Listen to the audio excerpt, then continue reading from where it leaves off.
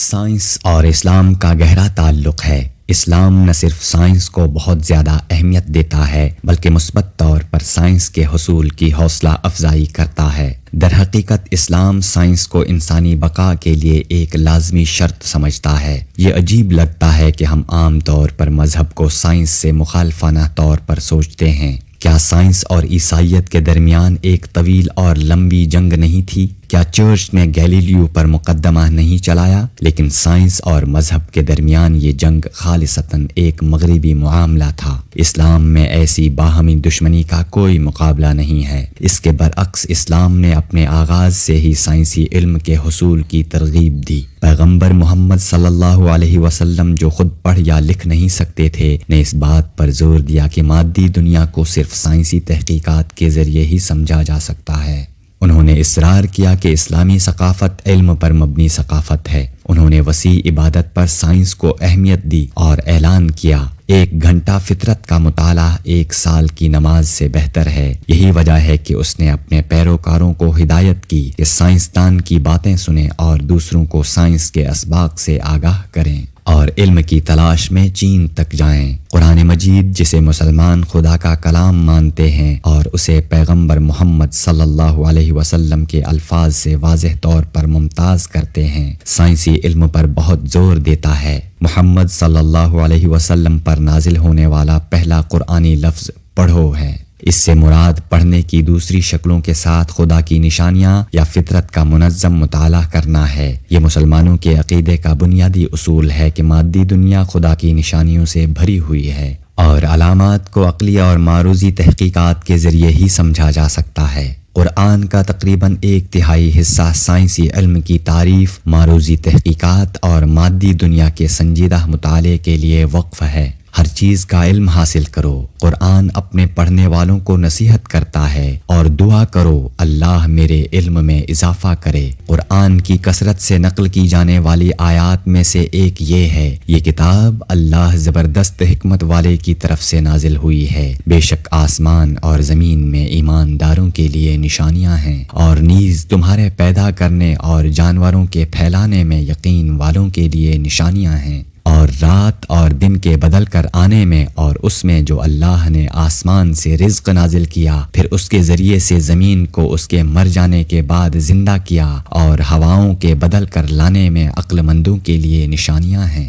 اس لیے سائنس اور اسلام قدرتی بیڈ فیلو ہیں اور ہونا بھی چاہیے۔ یہ مذہبی جذبہ تھا جس نے 8ویں سے 15ویں صدی کے کلاسیکی دور میں مسلم تہذیب میں سائنس کو آگے بڑھایا۔ یہ سائنس کی کوتاہی ہے جس نے عصری مسلم دنیا کو غربت اور پسماندگی میں دھکیل دیا ہے۔ اسلام کی نشاط ثانیہ اور اس کے نتیجے میں ایک جدید اسلامی ثقافت کے ظہور کے لیے مسلم معاشروں میں سائنسی جذبے کی شدید ضرورت ہے۔ ہم ابتدائی مسلم تاریخ میں اسلام اور سائنس کے درمیان قریبی تعلق کا واضح مظاہرہ دیکھ سکتے ہیں۔ سائنسی علم کی ابتدائی تحریک مذہبی تقاضوں پر مبنی تھی۔ روزانہ کی نماز کے لیے درست وقت اور مسلم دنیا میں کہیں سے بھی مکہ کی سمت کا تعین کرنے کی ضرورت، رمضان کے مہینے کے روزے کے آغاز کے لیے صحیح تاریخ کا تعین اور قمری اسلامی کیلنڈر کے تقاضوں جس کے لیے نئے چاند کو واضح طور پر دیکھنا ضروری تھا، نے آسمانی میکانکس، نظری اور ماحولیاتی طبیعیات اور کروی مثلثیات میں شدید دلچسپی پیدا کی۔ وراثت کے مسلم قوانین الجبرا کی ترقی کا باعث بنے۔ مکہ کی سالانہ زیارت کی مذہبی ضرورت نے جغرافیہ، نقشہ سازی اور جہاز رانی کے آلات میں شدید دلچسپی پیدا کی۔ اسلام نے سیکھنے اور تحقیقات پر جو خصوصی زور دیا ہے اور اس کوشش میں مدد کرنے کے لیے مسلم ریاستوں نے اپنے اوپر جو عظیم ذمہ داری اٹھائی ہے، اس کے پیش نظر مسلمانوں کے لیے قدیم علم میں مہارت حاصل کرنا فطری تھا۔ طاقت کے سرپرستوں کے اکسانے پر مترجمین کی ٹیموں نے محبت سے یونانی فکر اور سیکھنے کا عربی میں ترجمہ کیا، لیکن مسلمان یونانی علم کو غلامی سے نقل کرنے پر راضی نہیں تھے۔ انہوں نے اپنی تعلیمات کو ضم کرنے کی کوشش کی اور اپنے اصولوں کو اپنے مسائل پر لاگو کیا۔ نئے اصول اور طریقے دریافت کیے۔ الکندی، الفارابی، ابن سینا، ابن طفیل اور ابن رشد جیسے علماء نے یونانی فلسفے کو تفصیلی تنقیدی چھان بین کا نشانہ بنایا۔ اس کے ساتھ ساتھ فطرت کے تجرباتی مطالعے پر بھی سنجیدگی سے توجہ دی گئی۔ تجرباتی سائنس جیسا کہ ہم اسے آج سمجھتے ہیں مسلم تہذیب میں شروع ہوئی۔ سائنسی طریقہ کار جابن ابن حیان جیسے سائنسدانوں کے کام کرنے سے تیار ہوا جنہوں نے 8ویں صدی کے آخر میں کیمسٹری کی بنیاد رکھی، اور ابن الہیثم جنہوں نے 10ویں صدی میں آپٹکس کو ایک تجرباتی سائنس کے طور پر قائم کیا۔ فلکیات سے لے کر حیوانیات تک مطالعے کا شاید ہی کوئی ایسا شعبہ تھا جس میں مسلمان سائنسدانوں نے بھرپور طریقے سے کام نہ کیا ہو یا اس میں کوئی اصل حصہ نہ ڈالا ہو۔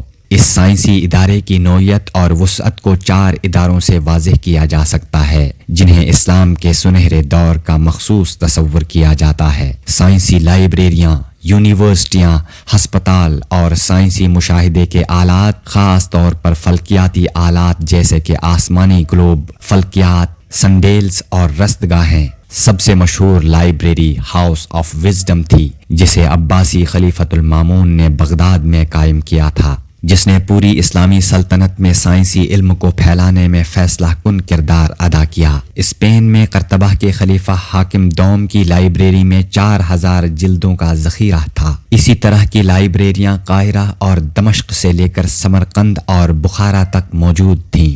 دنیا کی پہلی یونیورسٹی 970 میں قاہرہ کی مسجد الازہر میں قائم کی گئی تھی۔ اس کے بعد فیض اور ٹمبکٹو جیسے شہروں میں دیگر یونیورسٹیوں کی میزبانی کی گئی۔ یونیورسٹیوں کی طرح ہسپتال جہاں علاج زیادہ تر مفت فراہم کیا جاتا تھا بھی تربیت اور نظریاتی اور تجرباتی تحقیق کے ادارے تھے۔ بغداد کے ابدی ہسپتال اور دمشق کے کبیر النور ہسپتال نے اپنی تحقیقی پیداوار کے لیے دنیا بھر میں شہرت حاصل کی۔ ڈاکٹر نئی ادویات اور علاج کا تجربہ کرنے اور تجویز کرنے کے لیے مکمل طور پر آزاد تھے اور اپنے تجربات کو خصوصی رپورٹوں میں لکھا جو عوامی جانچ کے لیے دستیاب تھے۔ آج استعمال ہونے والے بہت سے بنیادی جراحی کے آلات سب سے پہلے مسلمان ڈاکٹروں نے تیار کیے تھے۔ سب سے زیادہ با اثر ماہر فلکیات ناصر الدین توسی نے قائم کیا، جس نے توسی جوڑے کو تیار کیا جس نے کوپرنیکس کو اپنا نظریہ ترتیب دینے میں مدد کی۔ یقیناً یہ سب مسلم دنیا میں سائنس اور ٹیکنالوجی کی صورتحال کے بالکل برعکس ہے۔ پاکستانی نوبل انعام یافتہ عبدالسلام کی قابل ذکر استثناء کے علاوہ مسلم معاشروں نے شاید ہی بین الاقوامی شہرت کے سائنسدان پیدا کیے ہوں۔ زیادہ تر مسلم ریاستوں میں سائنسی تحقیق کو بہت کم ترجیح حاصل ہے۔ سائنس کے مورخ جان سارٹن نے عرب ثقافت کا معجزہ قرار دیا ہے۔ اس کے ساتھ جو بھی ہوا اور مسلم معاشروں میں سائنسی روح کے شعلے کو پھر سے جلانے کے لیے کیا کیا جا سکتا ہے۔ مسلم تہذیب میں سائنس کے زوال کی وضاحت کے لیے متعدد نظریات تیار کیے گئے ہیں۔ اس کا الزام اسلامی قانون، خاندانی تعلقات اور مسلم ثقافت میں احتجاجی اخلاقیات کی کمی پر لگایا گیا ہے، یہاں تک کہ خود اسلام کو جسے ترقی مخالف اور سائنس مخالف کے طور پر دکھایا جاتا ہے کو مورد الزام ٹھہرایا جاتا ہے۔ ان میں سے کوئی بھی نظریہ قابل اعتبار نہیں ہے۔ شفاف حقیقت یہ ہے کہ مسلمانوں نے دانستہ اور دانستہ طور پر سائنسی تحقیقات کو مذہبی تعصب اور اندھی تقلید کے حق میں چھوڑ دیا۔ مسلم تہذیب کی سائنسی روح کے پیچھے محرک اجتہاد یا منظم اصل و سوچ کا تصور تھا جو اسلام کے عالمی نظریے کا ایک بنیادی جزو ہے۔ مذہبی علماء جو مسلم معاشرے کا ایک غالب طبقہ ہے کو خدشہ تھا کہ مسلسل اور دائمی اجتہاد ان کی طاقت کو کمزور کر دے گا۔ انہیں اس بات پر بھی تشویش تھی کہ سائنسدانوں اور فلسفیوں کا معاشرے میں مذہبی سکالر سے زیادہ وقار ہے،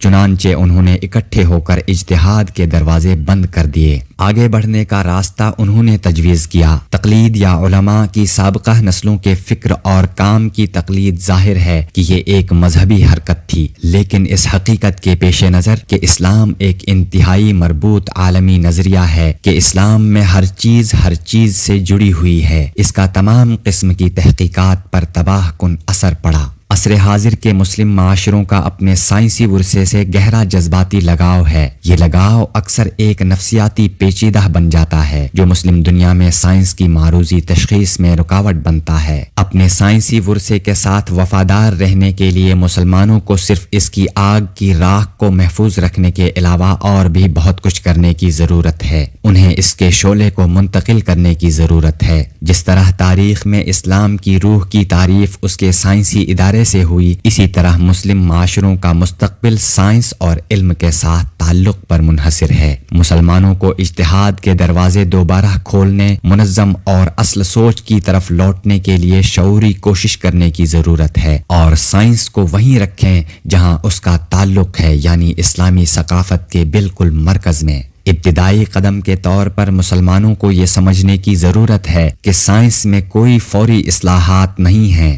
سائنس اور سائنسی روح کو خریدا یا منتقل نہیں کیا جا سکتا۔ اسے معاشرے کے اندر پھر سے ابھرنا چاہیے اور سائنسی سرگرمیوں کو لوگوں کی ضروریات کے لیے معنی خیز بنانا چاہیے۔ آستینے لڑھکنے اور لیبارٹری میں واپس جانے کا کوئی متبادل نہیں ہے۔ صرف عام مسلمانوں کی زندگیوں کو چھونے اور تبدیل کرنے سے ہی سائنس مسلم ثقافتوں میں ایک فروغ پذیر ادارے کے طور پر ترقی کر سکتی ہے۔